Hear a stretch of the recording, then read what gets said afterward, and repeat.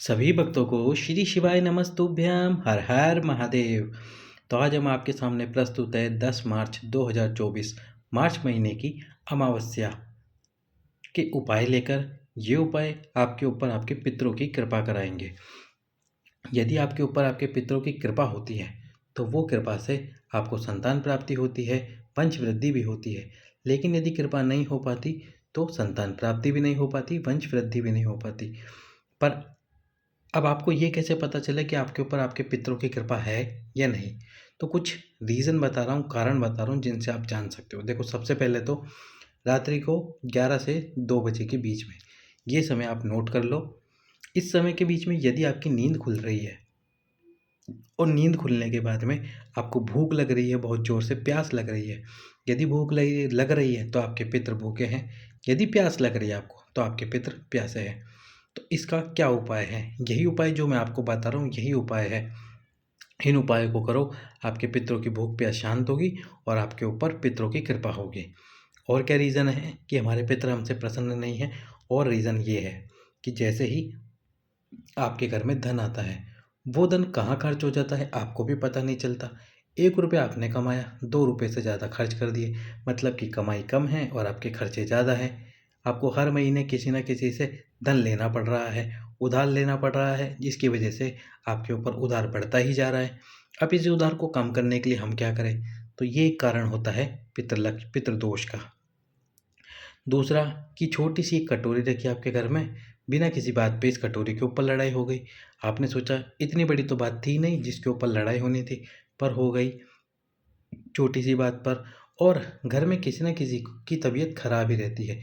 एक जना ठीक हुआ तो दूसरा बीमार, दूसरा ठीक हुआ तो तीसरा बीमार, तीसरा ठीक हुआ तो चौथा बीमार। किसी न किसी को कोई ना कोई तकलीफ रहती है। तो ये जो लक्षण होते हैं, ये आपके घर में पितृदोष के लक्षण होते हैं कि आपके पितृ आपसे प्रसन्न नहीं है, खुश नहीं है, और वो चाहते हैं कि आप उनको प्रसन्न करो ताकि वो आपके ऊपर कृपा करें और आपको वंश वृद्धि की प्राप्ति हो जाए, संतान की प्राप्ति हो जाए, क्योंकि हम उन्हीं के वंशज हैं। साथ ही साथ में आपकी मनोकामना है, जो कि आप चाहते हो कि गर्भ ठहरे, संतान प्राप्ति हो। तो इसी का इन्हीं दोषों से दूर करने के लिए, यानी इन्हीं दोषों से मुक्त करने के लिए मैं कुछ उपाय बता रहा हूँ आपको इस वीडियो में। उनमें से जो उपाय आप करना चाहो कर सकते हो, सारे उपाय करना चाहो कर सकते हो। सबसे पहला उपाय जो कि है 7 स्थान पर चंदन वाला उपाय। अब वैसे तो आपको ये एक अमावस्या को 10 मार्च के दिन ही करना है, लेकिन यदि आप चाहते हो कि भैया भैया क्या पता ये उपाय सफल हो ना हो, तो फिर आपको क्या कर लेना है, 3 मार्च यानी कि 3 अमावस्या, क्षमा करना, 3 अमावस्या लगातार आपको ये उपाय कर लेना है। 3 अमावस्या लगातार उपाय कर लो। कुछ नहीं करना, 7 स्थान पर चंदन लगाना है आपको। कितने स्थान? 7 स्थान पर। शिवलिंग में 7 स्थानों का वर्णन आपको बताता हूँ, जहाँ जहाँ पर आपको चंदन लगाना है।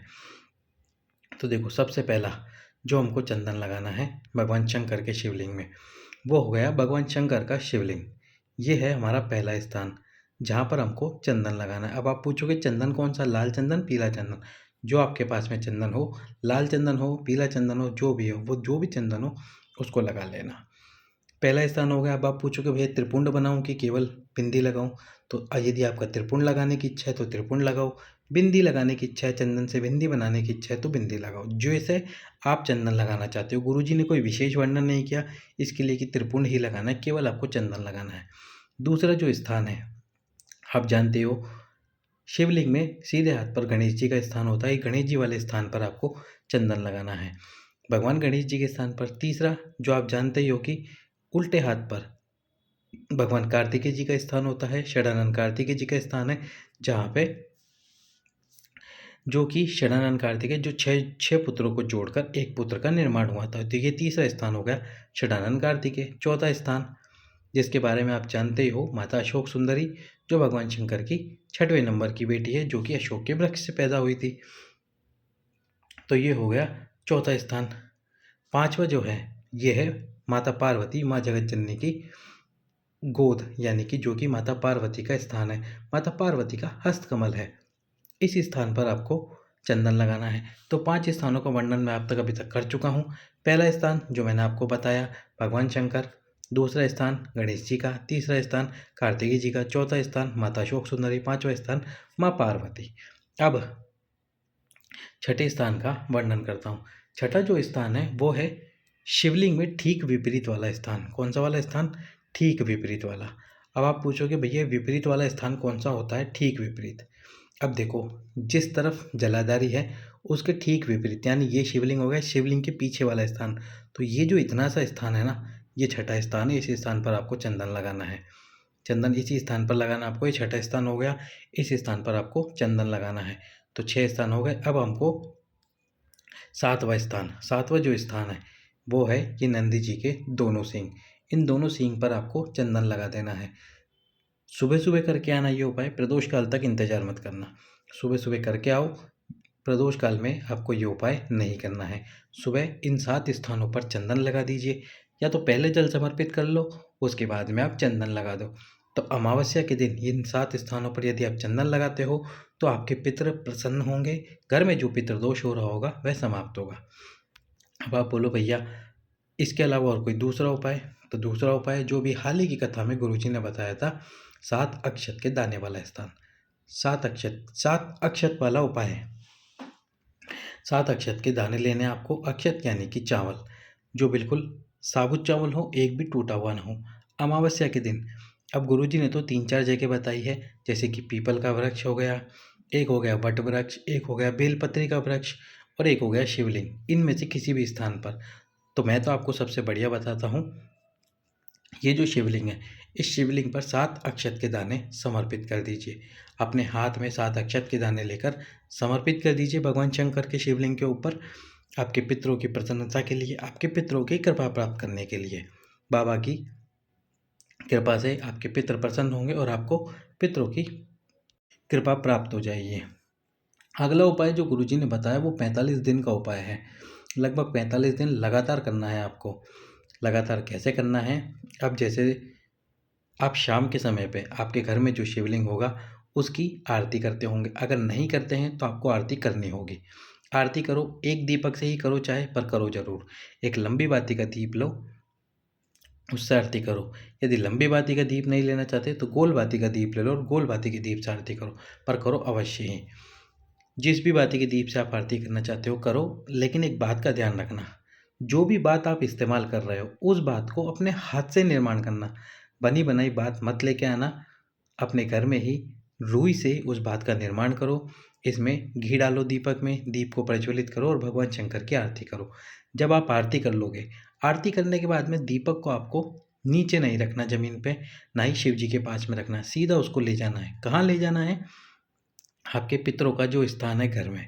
अब आप बोलोगे भैया पितरों का स्थान कौन सा? जहाँ पर आप पानी भर के रखते हो, पीने वाला पानी भर के रखते हो, जहाँ मटका होता है, जहाँ पलिंडा, जिसको हम पलिंडा कहते हैं, उस स्थान पर इस दीपक को रख देना है।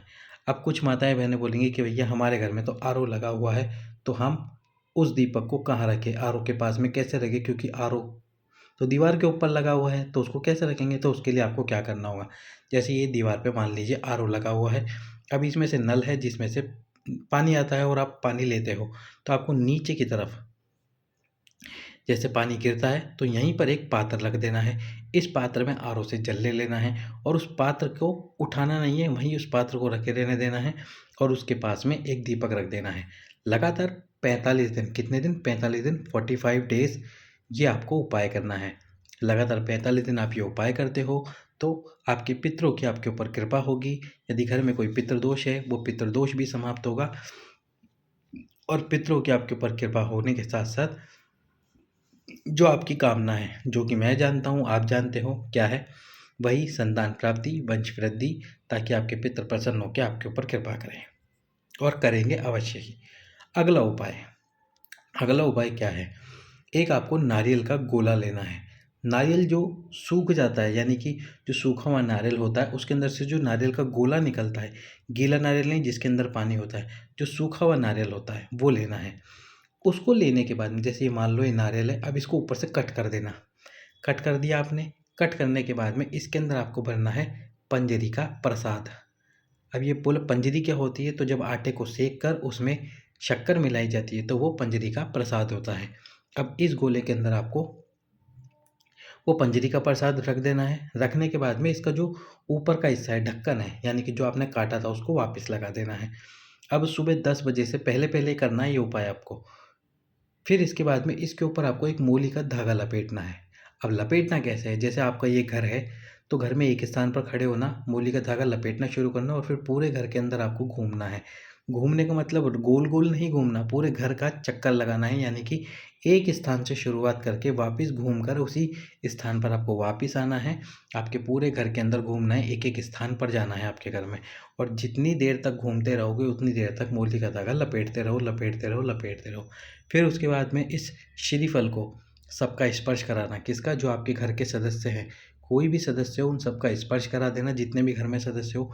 स्पर्श कराने के बाद में 10 बजे से पहले पीपल का जो वृक्ष हो आसपास, उस पीपल के वृक्ष के नीचे 1 फीट का गड्ढा खोदना, और गड्ढा खोदकर इस नारियल के गोले को वहाँ पे गाड़ देना।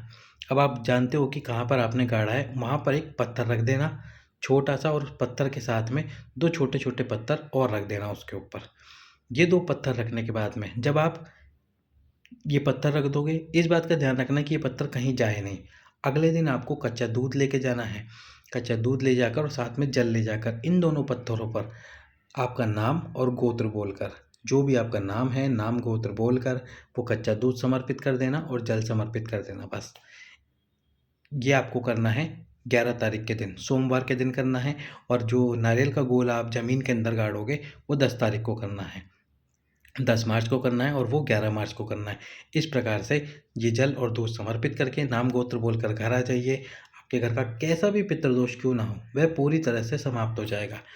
अब एक अंतिम उपाय, जो कि आप बोलो कि हमसे कुछ भी नहीं हो सकता भैया, हमको तो ऐसा उपाय बता दो कि बस जल्दी से जल्दी पितृदोष समाप्त हो, तो उनके लिए ही है ये उपाय।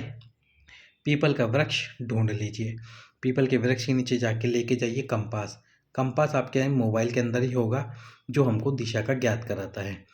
दिशा का ज्ञात कराता है तो आपको पहुंच जाना है कंपास लेकर पीपल के वृक्ष के नीचे, एक दीप लेकर जिसमें लंबी बाती हो और घी डला हुआ हो। घी और लंबी बाती डालकर पीपल के वृक्ष के नीचे कंपास लेकर पहुंचना है, और उसके बाद में उस दीप को रखना है। पहले तो आपको दिशा देखनी है। दिशा कौन सी देखनी है? दक्षिण दिशा। दक्षिण दिशा में उस दीप को रखना है। दक्षिण दिशा में दीप को रखोगे और दीप की जो बत्ती होगी वो उत्तर की तरफ करना। दीप की बाती है उत्तर की तरफ, दीप को रखना दक्षिण की तरफ। अब उत्तर दक्षिण समझना है तो कैसे समझाऊं फिर मैं आपको, तो ऐसे देखो, आप ये जानते हो ये दक्षिण दिशा है और ये उत्तर दिशा है जिस तरफ भगवान शंकर की जलाधारी है। तो ये दक्षिण दिशा है, तो इस दिशा में जैसे आपने दीप रख दिया और दीप की बाती इस तरफ कर दोगे, तो दीप हमारा है दक्षिण दिशा में, बाती है उत्तर दिशा में। इसी प्रकार से आपको वो दीप रखना है। आपके पितरों का स्मरण करके उनसे कृपा प्राप्त करने के लिए दीप प्रज्वलित कर देना है। बाबा से, महादेव से भी प्रार्थना करनी है कि हमारे पितरों के ऊपर कृपा करो भोलेनाथ, और उनके ऊपर आप कृपा करोगे तो हमारे ऊपर कृपा प्राप्त होगी और हमको मन वांछित वरदान प्राप्त हो जाएगा, मनोकामना हमारी पूर्ण हो जाएगी। तो इस प्रकार से ये 5 उपाय, कोई भी एक उपाय या 5 उपाय आप कर सकते हो। सभी भक्तों को श्री शिवाय नमस्तुभ्यम। हर हर महादेव।